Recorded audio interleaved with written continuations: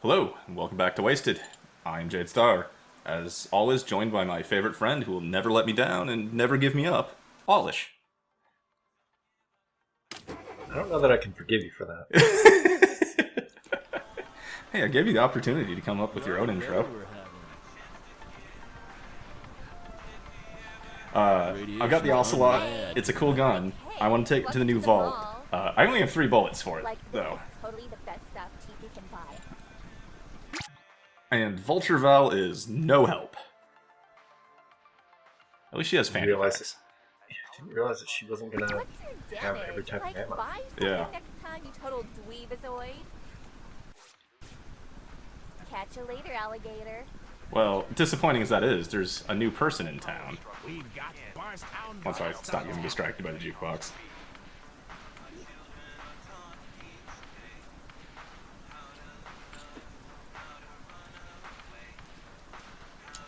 Okay.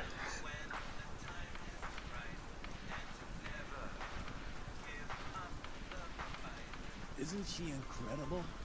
Dude, say it. I know you're thinking it. She's totally incredible. Oh, you're for real? Val, duh. You know the world, like, went to hell and everything is way uncool? Society? Totally bogus. Just Mondo messed up. Everybody is so busy running around and, killing everybody else. And it just sucks, man. Like, everybody's out for themselves. But she's different. Wow. She cares, Video game man. commentary or Like, accurate when I commentary bite for onto today's her, society? I feel so warm I and mean, good that's inside. capitalism.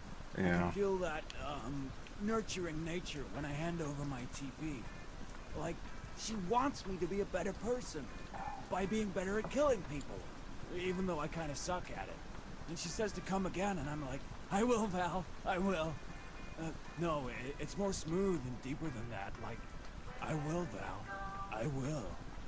It's so comforting and motherly and This is totally definitely tubular. a dude who subscribes to some of the Val more, is like, like the yeah, incel Reddits. Val is like my right. mom. You know, if the internet But exists. she's hot too, Right. so that makes her like my mom. If my mom were somebody else's hot mom, so that it wouldn't be weird that she was hot to me, and it wouldn't be weird for me to tell people that I think my mom is hot, because they'd be like, "Dude, your mom is hot," and I'd be like, "Yeah, I know, right?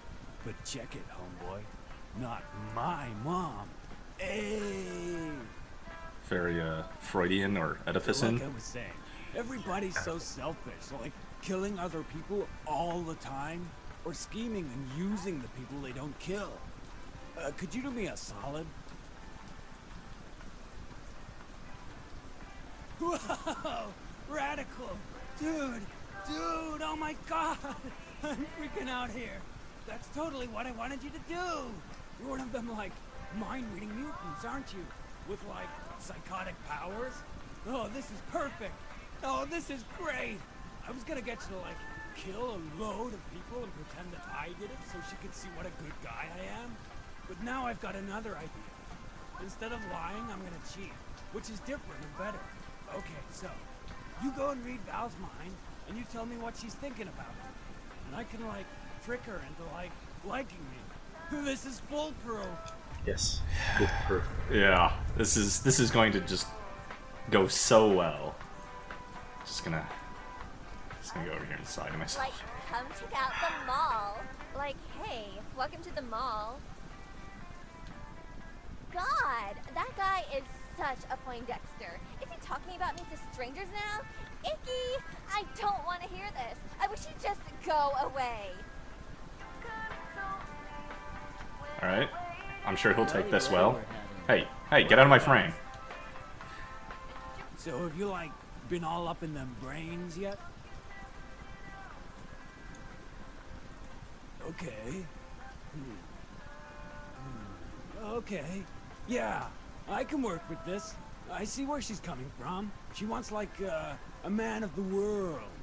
Travel broadens the mind and whatever, dude. Like, when I tried to get into Angelus without permission, and a guy beat me in the back of the head so hard with a frying pan that it flattened out my skull and made it an inch wider than it used to be? Gnarly, huh?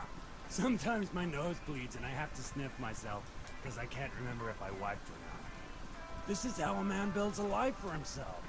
So, like, I got an idea. To show Val I'm all, like, worldly and stuff, I'm gonna get some travel souvenirs. I mean, you're gonna get some travel souvenirs. You picking up what I'm laying down?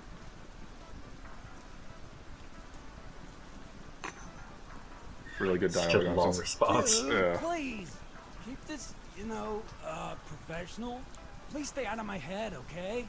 There's some really personal stuff in there. Like how I tell everyone I failed the gang initiation because I got bitten by a kettle snake. But actually I got my huevos caught in my zipper and passed out. Look, all I'm asking is for you not to read my mind. Well, I mean, I'm asking that and the other stuff that I'm asking, which in this case is for clothes from the Cervezmen. And Val's gonna be like, Val, you're such a, guy who went to different places. How did you ever get all this? And I'll be all cool and casual, like, oh, you know, no big deal. I'm really good at killing people from other places. I know most people, like, gloat about that because it makes them more attractive. But to me, I don't even need to say that. It's just who I am. A really good killer guy. And, therefore, potential husband. Yeah, those are definitely related. After you get the girl, you don't need to, like, do anything, man. That's game over. You won. Oh, you mean, what's in it for you? Well, look, after my thing with the zipper, I learned a real valuable lesson.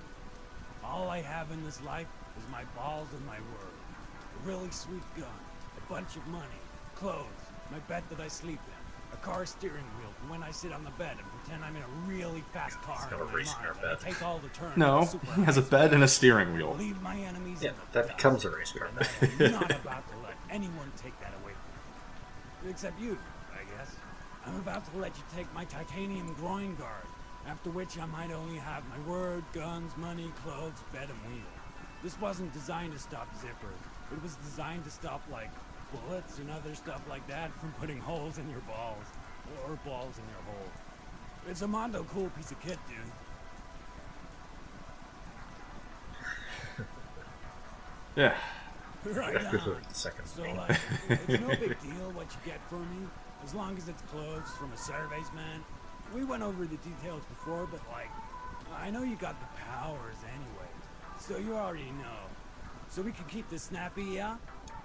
Yeah, great. All right. Yeah, snappy. Yeah. Yeah, like, use buttons and snaps, not zippers around your huevos. We've got Barstown's best on tap. Oh, let's get a drink and wash away that entire conversation. Here's what we've got on tap today.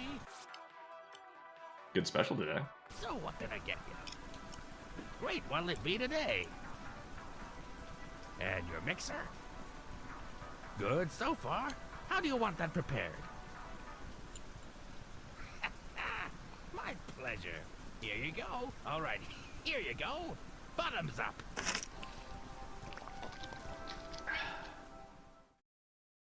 Hello, and welcome back to Getting Wasted and Wasted. I'm Jade Starr, and today for you I have the Bee's Knees, a Prohibition-era cocktail made when people were making bathtub gin and needed a way to make it taste better, sweeten it up a little bit. So, we're going to have gin, lemon juice, and this is actually honey. Well, not entirely honey, it's honey syrup, so it's half honey, half water.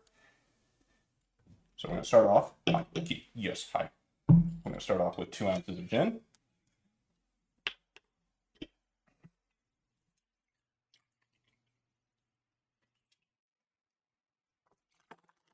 I'm pouring this into what I'm going to be using as a mixing tin today, already full of ice. 3/4 an ounce of lemon juice, freshly squeezed if you can. I still just have the bottle stuff.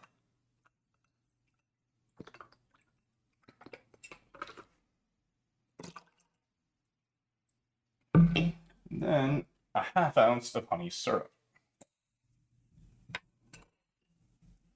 Ooh, that smells good. Kitty? Okay, that approves.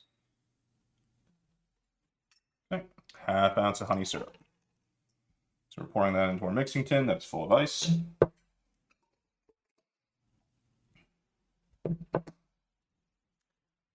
This is the best I've got. So I'm just putting a glass inside this.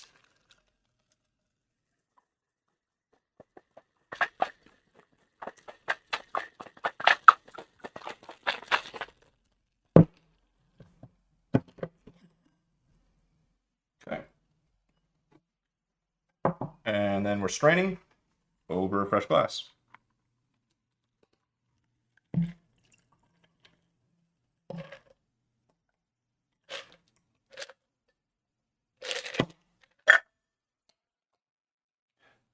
Cat, you didn't like the shaking sound, did you? All right, and there you go. The bee's knees. I'll see you in the vaults.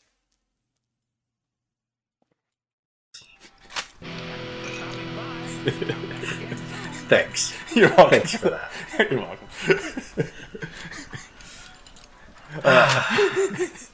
For the viewers, I cut out and then put the build drink in there, or drink build video in there, and Olish doesn't see it. So for a long time, I just had a little bumper that said, "I don't need 2 minutes of silence." This time, I MS painted a dick for the bumper image. Boy, the cool air evacuation colony is getting so many visitors lately. Why, it's enough to warm the cockles of my microchips. Why, I'm just so happy that in spite of it all, in spite of all the bombing, you and others like you found a way to survive out here. I was beginning to think that we were the last ones, trapped forever in that evacuation colony. More survivors? Why wouldn't there be? Of course, we had to vaporize a few disgusting humans to secure the premises at first, but humans, it turns out, are surprisingly vulnerable to concentrated laser fire. Then, years later, came the other ones. Resourceful, unpredictable. These humans were more It's really hard to cunning than tell. the last. Voice, Cervezmen. this voice sounds really familiar. It could be the synthesizer process.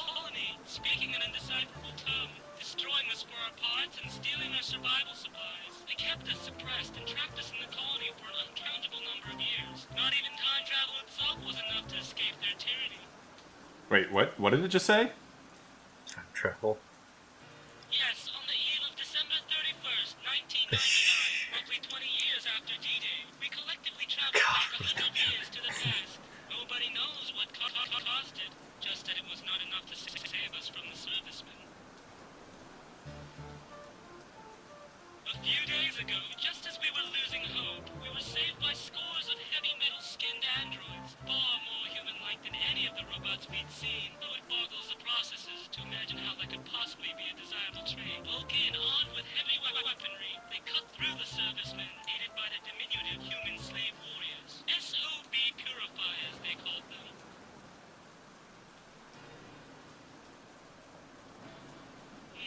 I suppose it was odd that my robotic allies were attacking them as well. You see, our prime directive is to defend the cool air base from the human scourge, in case you hadn't figured it out.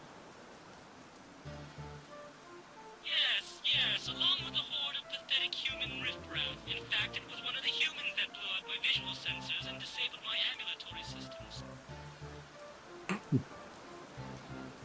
Filthy humans.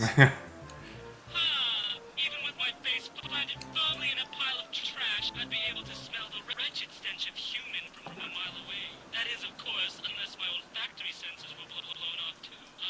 No matter. In these, my final clock cycles, I should be grateful that I was given the opportunity to see my robotic brethren given one last chance at survival. Goodbye, my robotic friend. May we meet someday in the grand garbage collector in the sky. Shutting down. Poor robot. Really sympathize with his plight. Man, fuck that toaster. Whoa! Rude! Man, I'd pour one out for him, but I made bee's knees and not like a 40, so that's not happening. By the way, I'm on my second one because it took a little while for you to be available to be on commentary. These are really good. I added a little less gin and a little bit more honey to my second one, just as a per taste sort of thing. Yeah. If you like sours, go for it. The gin and lemon juice are pretty unmitigated and pretty sour. If you add slightly more honey or slightly less gin, it gets to be a bit sweeter, which is, as I've expressed, where I like my cocktails. You know, I may have to actually try that. It's All very the things good. I haven't had is gin is one of the things I don't drink all that much. Yeah. I have an infinite supply of honey. Really? No, not really. But I have a lot of honey because for a while I would pick up honey for my spouse. Okay. Until I found out that she wasn't actually using any of it. She wasn't drinking Why are her you tea with honey. Okay, so you had reason to believe that she was using it. Yeah. Okay. Otherwise, just like, whatever, I was just coming home today with another, like, pound of honey. Just throw it on the pile there. But the thing is that this is very old honey at this point. Yeah. But honey doesn't really go bad. No. It really doesn't. It's a pretty good preservative, actually. It does crystallize, by the way. Don't let it dry out. If it crystallizes, you can simmer it to fix that. Yeah, but that'd be really painful.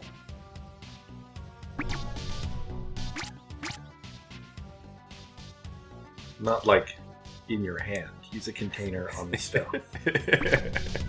And then skim it. Yes, that is probably a perfectly fine way to reconstitute your honey. I learned out that honey crystallizes and is a pain to remove in a different context.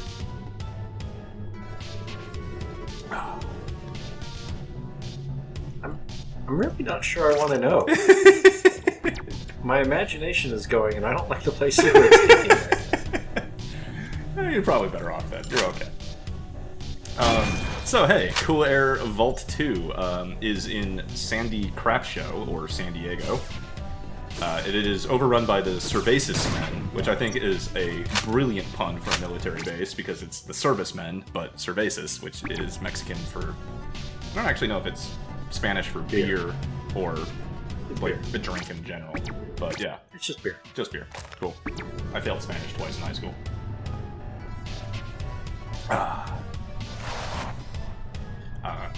And as our good friend outside might have tipped you off to, there's a bunch of robots in here.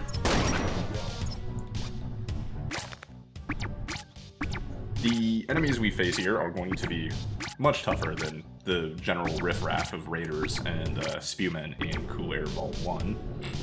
But not really much tougher. Not right away. Yeah, maybe not up here on the evacuation stage. They're a step up, but yeah. The end tier enemies in Cooler 1 are still modestly tougher than the starting enemies in Cooler 2. Yeah. They will start using better gear, though, pretty quickly. One of the things I was looking for in like the courier run, I think I made a mention of, was a grease gun, an SMG that is more powerful than the doozy, but actually accurate, like the rat-a-tat. And we should find one in here somewhere. See, like these Cervezmen, 15 health, Soldier Raid's 15 health. They've got more armor. Yep. But I'm bringing a Garand. You've got a Garand. Yeah. The Ocelot is also a really good weapon in this armor. It ignores 4 points of armor, which I think is either equal or one better than the Garand. But yeah, so the El Sace, I think I'm going to compare it against the Ocelot, and the Ocelot is essentially just the El Sace, but with slightly more damage per shot. More damage, faster fire, and the ricochet effect. Yeah, yeah. It means the 6. I had to explain that to Lish off camera once.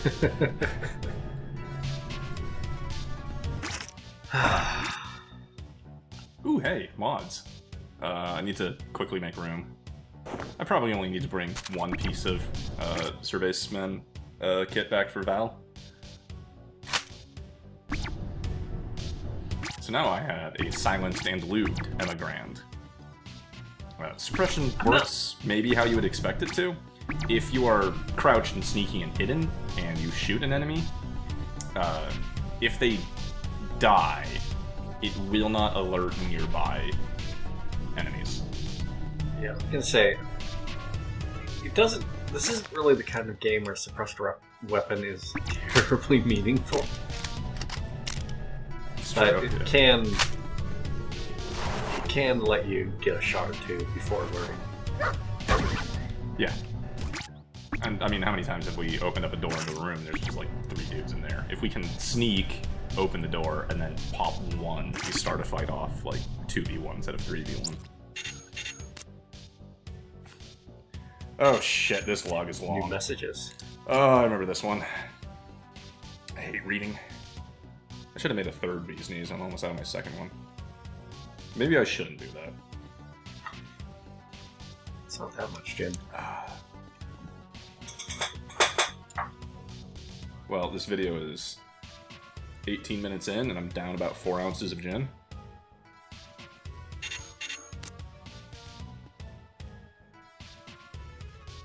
You know, I was barely alive in the 80s. I just kind of remember the whole Japanese panic. But then I played Yakuza. Didn't, like, everything go to hell in the 80s for them? Well, basically towards the end of the 80s. That is really, really beyond the scope of this video. Yeah. But there was a panic. There was a lot of concern about whether or not the country of Japan was perhaps underwriting industries to attempt to destroy American industry. There was the destruction of the American antitrust legal system. A lot of things happened in the 80s and 90s. And then Majima told that guy to start a nationwide income tax or sales tax. That's how I remember it. 100% secure system free from tampering or spying. Yeah. Definitely didn't create Skynet in here. You can't create Skynet off the email system. The email system barely functions. I don't know, these guys managed to go back in time. And by guys, I mean robots. If I go back in time, they get the Y2K mode fixed. It wasn't even 2K yet. Still not 2K. Actually, I guess it might be. That was a joke. At the end of 1999, they suddenly went 100 years back. Oh, I thought it was a Terminator joke. It's Y2K. A problem that a lot of people think wasn't really a problem because nothing really happened, despite the fact that a lot of effort went into fixing the problem. A substantial amount of effort and money went into preventing anything from being an issue. Okay. See, I kept thinking that was a Terminator reference and not a Y2K reference. No, that's a Y2K joke. Okay. Saying that they time traveled. They went back to 1900 because two-digit dates. Wow. Right. Yeah. Okay. Man, now I'm sad. I was really hoping that like the robots from this vault went back in time and did a Terminator and created their own Skynet, and that was why there were like sapient robots in this cooler. Oh, I'm sorry that you've learned that it is both less cool and way more dumb than that. Yeah. Dang. Hey, check out this helmet. That's 10 armor to your head. Your heads are pretty big in this game. Yeah, but better to have stats. I think so too.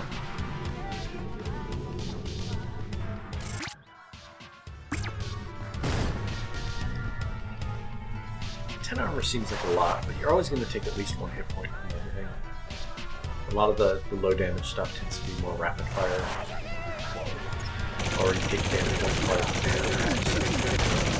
It's really more like 6 or 7 armor.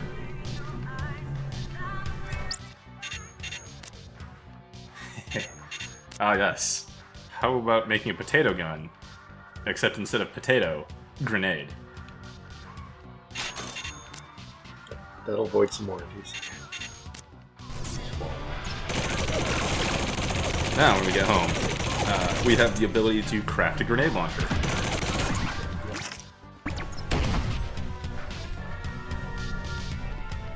Really not sure why that trap went off. My best guess is that the droid that was shooting at me hit the bear trap with a bullet, thus making the claws swing from ground level to upright position, which was enough to cross the laser of the shotgun trap. But I feel like the laser from the shotgun trap would have been too high to be treated by a bear trap. True. That was my best guess. I don't know. I'm not saying that you're wrong, I'm just... That's not what I would intuitively expect. Right. I mean, I wouldn't have intuitively expected robots to make a Y2K joke and travel back in time. They're not the ones making the joke, it's the writers. I think writers singular, probably. Hey, Mr. Podunkian, are you watching this? Let us know how many people are involved in this, because it's pretty gold everywhere across the game. Who am I kidding? He's probably, like, I think I checked his Twitter and he's making a life simulator based on his experience working with Concerned Ape in Stardew Valley. Yes. How dare you actually? I had to check. No, I didn't check. I just had to think about it because I remember looking at Mr. Podunkian. Yeah. And what he was doing. It's like, oh, he sort of took over developing like a chunk of Stardew Valley. Because, you know, people who create media that I enjoy get interested about what they're doing after they finish the media that I enjoy. Speaking of media that I enjoyed, Yeah. Do you know what just came out? Jenner? Not just.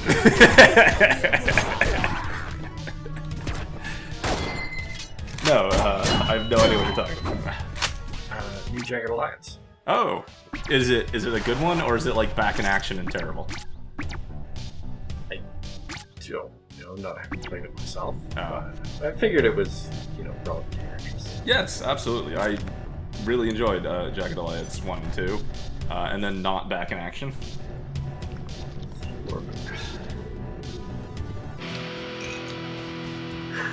Well, fuck. The boomer shooter buzz.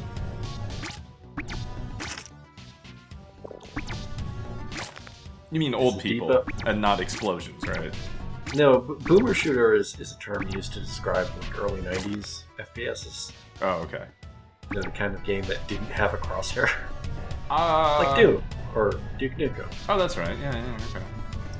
I'd say Quake, but Quake definitely had a crosshair. It was just a spray in the middle of the screen. I can't remember that far back.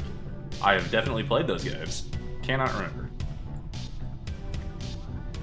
I thought you were just being, like, I don't know, mildly offensive against old people's inability to, like, see a crosshair or hit a target. No, boomer shooter is kind of the term used for...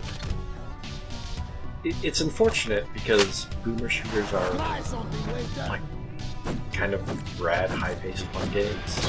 There are people who call bolt gun boomer shooter. Right, well, I mean, it's just what if Doom, but Warhammer 40k. Well, you're technically correct, but probably not for the reason you think. It's a 40k game based around Doom, but Doom 2016, not the original Doom. It feels Sprite graphics may make you think, but everything about the gameplay of Bolt Gun, which by the way is good if you like shooters, yeah, you should absolutely buy and enjoy. yeah. I have The whole like combat arena thing, the constantly staying mobile, the switching weapons to deal with different enemy types is 100% new Doom. Oh. That's the original. Okay. I mean, I guess I do know that. I did play New Doom as well. No, if you ever played Doom Eternal. Was that New Doom 2? Yes. Yeah, I don't think so. The fondest memories I have of New Doom was picking up the little bobbleheads of Doom guys and then giving the one that looks like you a fist bump. Yeah. Everybody likes that. That's, I think that was really the best part of Doom. That and being able to see things. I found the generic gameplay loop to be very satisfying. No comment on my Doom 3 dig. Or is just Dark 3 been done to death by now? Man, I bought Doom 3 when I was on shore leave in Guam, and then loaded it up on my laptop on the aircraft carrier I was stationed on. I was pissed, because look, I didn't have a lot of options while I was in the middle of the fucking Pacific Ocean. Doom 3 was a very technically impressive game. Carmack, like he always fucking does, did a whole bunch of really interesting things that became sort of the industry standard afterwards. Was it firing everybody on his staff who suggested lights? No. Although it is light related. Okay. And I know how tenacious this sort of question really is. You're gonna use the R word, aren't you? But do you remember how the enemies and the shadows and stuff in Doom actually looked really, really nice for the time that the game came out? Yeah, I believe I remember. And how enemies would have looking good. It would, because things were dark and light sources were sort of sparse. When you would shine a flashlight on an enemy or whatever, it would actually have really nice, really defined shadows. And a lot of that has to do with techniques pioneered by Carmack, because the models themselves didn't have that level of detail. But there's sort of, I'd almost call it like an invisible wrapper around the model, where shadows were sort of not like pre-baked. Basically, there's a whole bunch of complicated yet exceedingly clever magic that was done so that light shown on the model would look natural, have like soft edges and stuff, without actually having to like, render something more pixels and I don't know, grapes in Final Fantasy 14 1.0. Wait, why were your grapes that so detailed? I don't know why. Square Enix is a lot to answer for. Okay. Final Fantasy 14 1.0 had a huge problem where things had way more polygons than they had any need for or right to exist. Okay. And the average polygon count for a player model in Final Fantasy 14 2.0 is less than a basic city decoration. Wow. Okay. It's just extremely wasteful.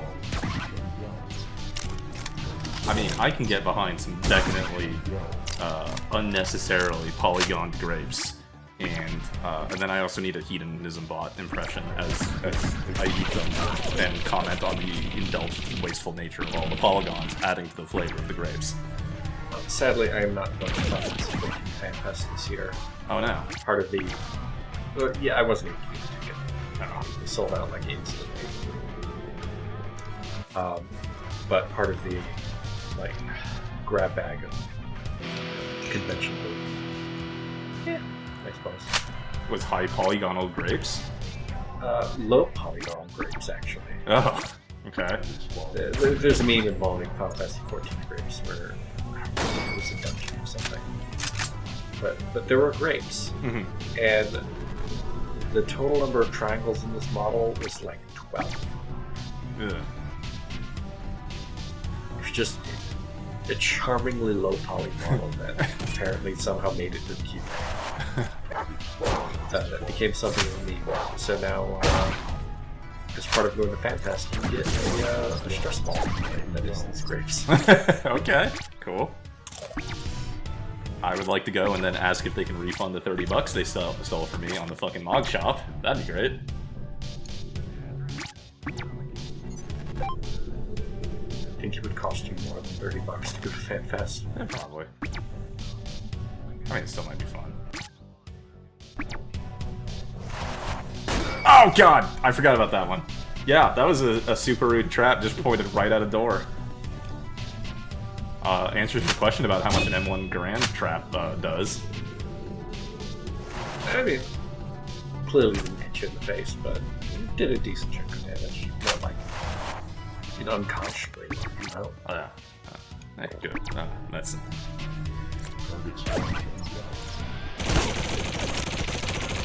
I was actually pleasantly surprised how effective the revolver was down here, where it does very large chunks of damage to androids, and its armor-piercing capabilities.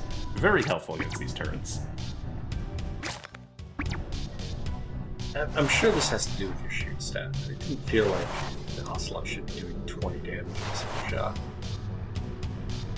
Also, I wasn't sure if the ceiling turrets had a head hitbox, or they were all head hitbox. That is a good question. I do not know.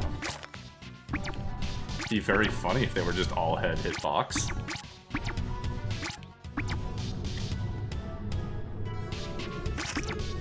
I kind of just assumed the little floaty guys in the turrets were just a single non-critical hitbox. Yeah, constructs normally are probably critical hits.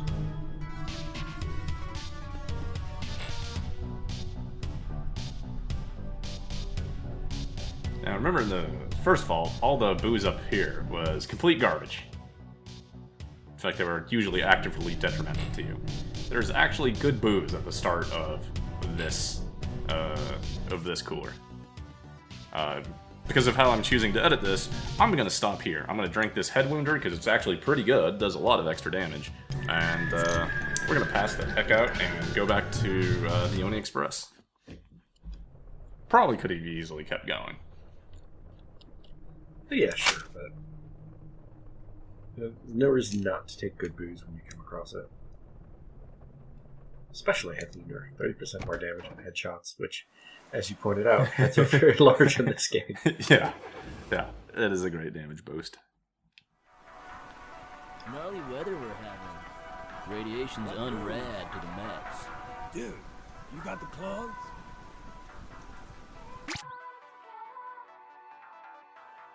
All right. This is great. As I promised, here's my groin guard. It's a little bit sweaty, but it's like hot in the desert, okay? It wipes clean anyway, no big deal. Hooray!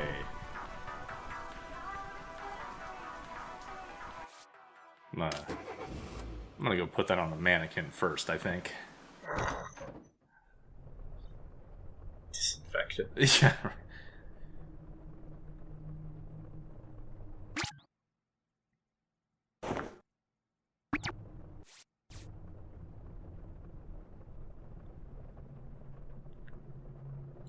Property of provincial government?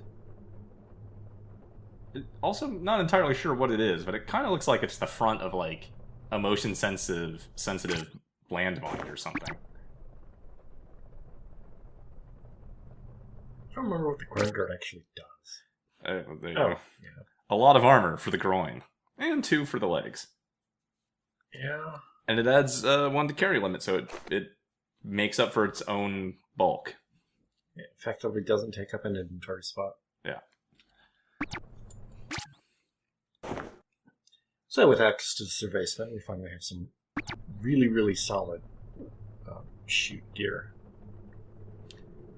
They have some pretty good gear, yeah. There you go. I'm really enjoying having picked the mannequins for the first time. For absolutely no real reason. Just that I can just mess around with them like this.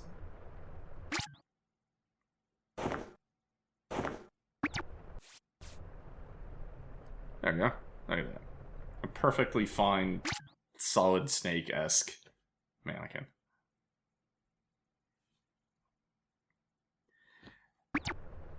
And that is going to be it for this video. Next time we'll delve deeper into the second cooler. But thank you all for watching, and we'll see you again in the next video. Not with those shades, you won't. You'll never see me coming in my Type C bikini armor.